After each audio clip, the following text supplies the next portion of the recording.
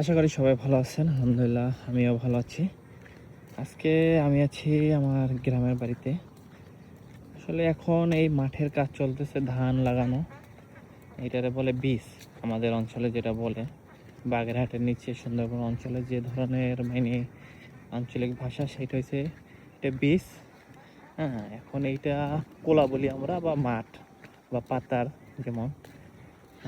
এখন এইটা সিজন, সবাই লাগাইতেছে। এই যে দেখেন, কিছু বড় ভাইরা তারা গেছে।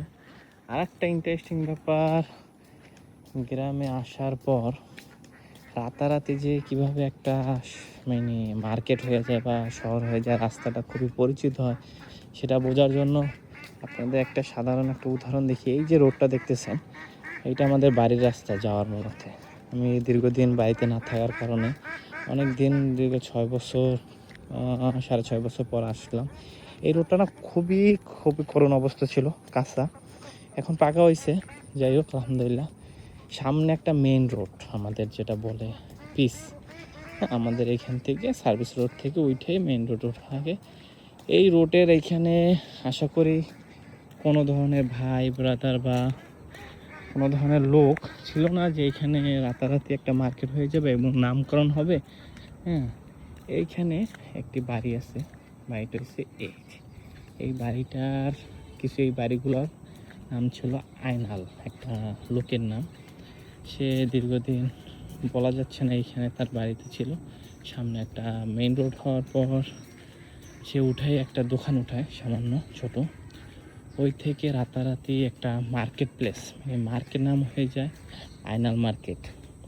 এখন আগে এখানে জমি ছিল, মানুষ আমাদের এখানে কাটা বলে, কাটা ছিল 60,000 টাকা। আর এখন সেইটা দাঁড়াইছে 9,12 লক্ষ টাকায়। এই জমির দাম বাড়াইছে। আপনাদের আমি দেখাচ্ছি, দেখলে বুঝবেন।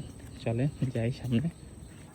এই দোকানটা প্রথম উঠছিল, তারপর এখান থেকে এইটার পরবর্তীতে উঠানো হয়েছে। সামনে আর কিছু আছে, আপনাদের দেখাচ্ছি। এই রোডটাই আয়নাল মোড়। অবশ্যই দেখতে পাচ্ছি এখানে খালি মাঠ ছিল, এইটারও প্রচুর পরিমাণে দাম। তারপর এই মার্কেটগুলো ওঠার পর আপনাদের কি বলবো, রাতারাতি দাম। এইখানে কেউ ছিল না। এখানে দেখেন এই দোকান হচ্ছে, এই অপর সাইডে এই মার্কেট, এখানে মার্কেট। এখন আপনি যা বলেন